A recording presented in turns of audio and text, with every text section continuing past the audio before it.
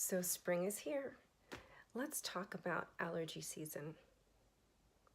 Now, what if I told you there's no such thing as allergy season or allergies? I know, you're probably thinking right now that I'm quite crazy. Well, the fact of the matter is when the seasons change, our body sends an alert that we need to make an adjustment. So any normal person will have a reaction, maybe a sneeze, a cough, or something like that, of course, because there's a lot more flowing in the air.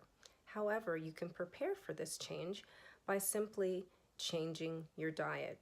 Now, on a regular basis, you want to make sure that you're keeping vitamin C in your diet, vitamin D, and of course, I've talked about in my energy boosting video about the importance of vitamin B, as in boy. But the reason why you want to make sure that you're keeping vitamin C in your diet in the form of these seasonal fruits or vegetables is it will prepare your body automatically for the seasonal change. Now, when do we start preparing for the seasonal change? You can do it 2 weeks before a season change, or you can do it as far as a month, or you can just normally and naturally integrate it into your system of eating by eating foods that are in season. So I'll give you an example. Right now, we're coming up on spring. In spring, we're coming from winter. In the winter, our bodies require more fat, so you may find that you've been eating, if you're not vegan, you've been eating more meat, and you've been having more fats, and you have probably gained 10 or 15 pounds, which is perfectly fine and normal and natural, as that's our body's way of protecting itself. When you go to the grocery store, in the produce department, you may notice there's some foods that have been extremely expensive, right? Because the perception is eating fruits and vegetables is expensive. Well, it's not if you're eating in season. So if you were to visit your produce department now, if you're living on the East Coast or anywhere in the United States, you may notice that things like watercress, lettuce, cilantro, turnip greens, those prices have dropped significantly.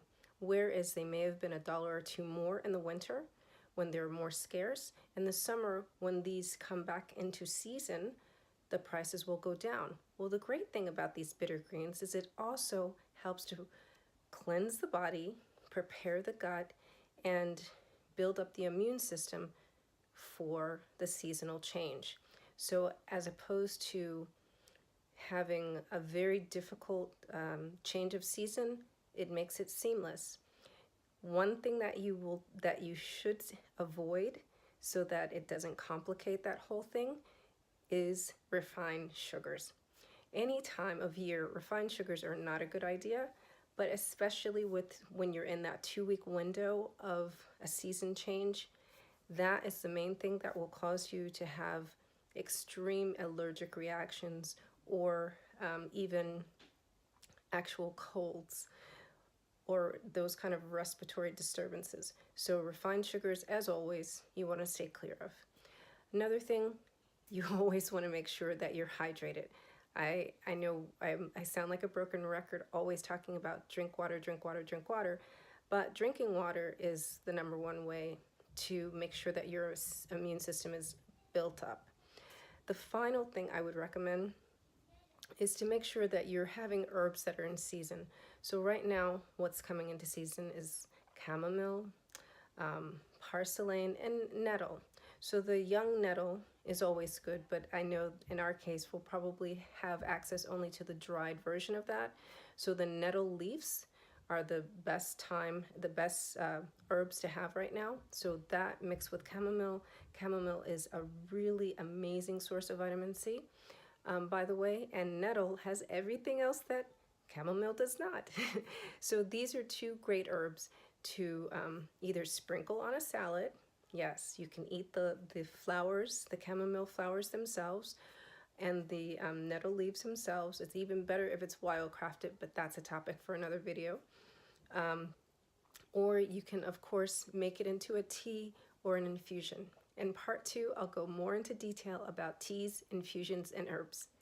Have an amazing day.